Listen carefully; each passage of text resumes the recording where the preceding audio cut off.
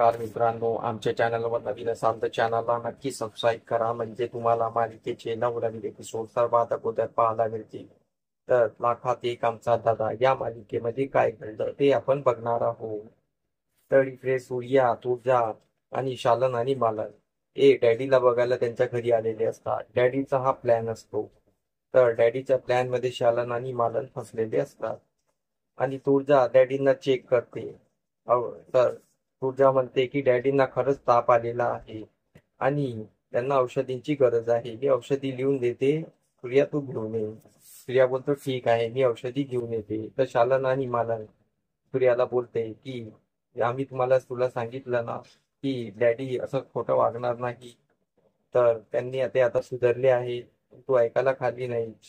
शालन सूर्याला जागवून बोलत असते. तर शालन आणि मालनना डॅडींची काळजी असतात, कारण की त्यांना त्यांच्यावर प्रेम असते. तर इकडे सूर्या दवाई आणायला निघून जातो आणि तुळजा डॅडींची चेकअप करते. सूर्या दवाई घेऊन येतो आणि डॅडीला सर्व दवाई देत असतो. आणि त्यानंतर सूर्या आणि तुळजा बोलते की डॅडींना आराम करू दे, आपण सर्व बाहेर जाऊ. तर सर्व बाहेर निघतात, हॉलमध्ये जातात.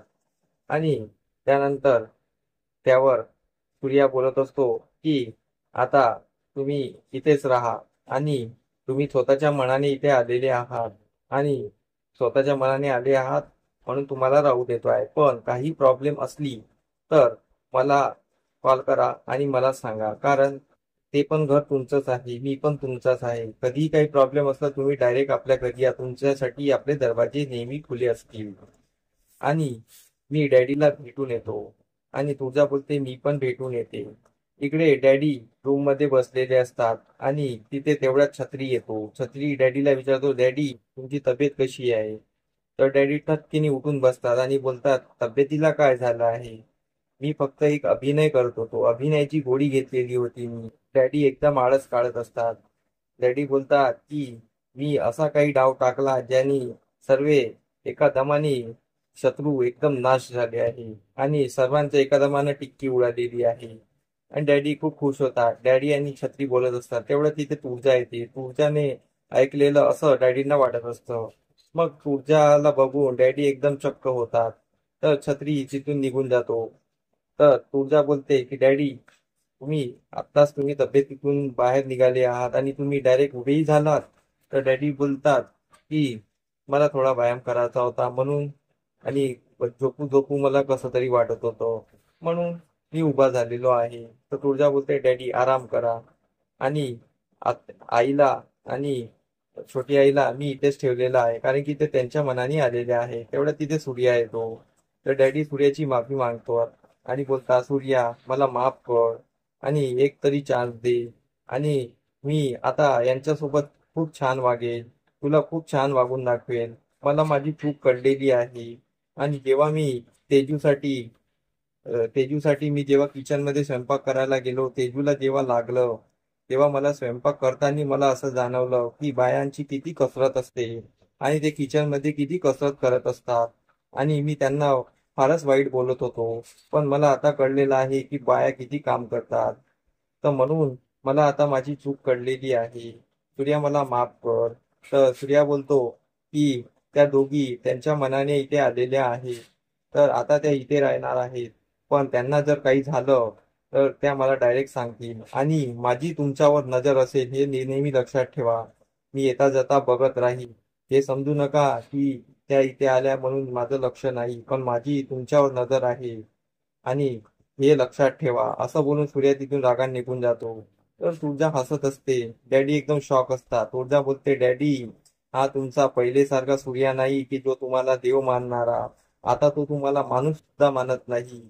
आणि तुम्हाला देव काय, देवचं दूरची गोष्ट आहे. एक वेळ अशी येईल तो तुम्हाला राक्षस मनाला सुद्धा मागे पाहणार नाही. डॅडी एकदम चक्क असतात आणि तुळजा तिथून निघून जाते.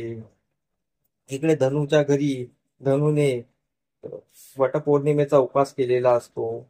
तर तेवढ्यात धनु तिथे खूप साऱ्या जेवणानंतर फळं खात असते आणि नाना बोलतात की उद्याचा उपवास आहे, नाही जमत असेल तर नको करू. धनु बोलते की नाही, मला उपवास करायचा आहे. तर नाना बोलते ठीक आहे, तू आता पोटभर खाऊन घे. तर मग त्यानंतर तिथे दत्तू येत असतो. दत्तू आल्यानंतर दत्तू बोलतो, धनू तू आत्ताच जेवली होती ना, आणि हे परत काय खात आहे? तुला उपास नसेल होत तर नको करू, कशाला उपास करते? धनू बोलते, नाही, तुम्ही जरी मला बायको मानत नसाल तरी मी तुम्हाला नवरा मानते, आपल्या दोघात काही नातं नसलं तरी मी तुम्हाला नवरा मानते, आणि मला माझे कर्तव्य करायचं आहे. आणि मी माझ्या मनासाठी, माझ्या स्वतःच्या अभिमानासाठी मी हा उपास करते आहे. तुम्ही याचं वाईट मानून घेऊ नका. आणि मी उपास करेल, तुम्हाला त्या सहभागी व्हायचं नसेल तर नको व्हा, पण मी माझा उपास करेल. आणि धनू तिथून निघून जाते. तर दत्तू तिच्याकडे बघतच राहतो. इकडे घरी तुळजा आलेली असते. तुळजा चिंतेत असते. तर सूर्या तिला बोलतो, तुळजा कसली चिंता करत आहे? तर त्यावर तुळजा बोलते की उद्या वटपौर्णिमा आहे आणि उद्या उपवास करायचा आहे. मी आजपर्यंत कधी उपवास केलेला नाही आहे, आणि दिवसभर बिना पाण्यानी आणि बिना जेवणाने कसं राहायचं याचा विचार येत आहे. सूर्या तिच्यावर हसतो आणि बोलतो, बस एवढीच गोष्ट, उपवास करू नको. तर तुळजा बोलते, नाही, वटपौर्णिमेचा उपवास आहे. तुळजा बोलतो, तुझ्या नावाचा सूर्या बोलतो, तुझ्या नावाचा मी करतो. आणि दोघं हसत हसत इथेच आजचा एपिसोड संपतो. तर आमचा एपिसोड कसा वाटला मला कमेंट करून नक्की सांगा. धन्यवाद.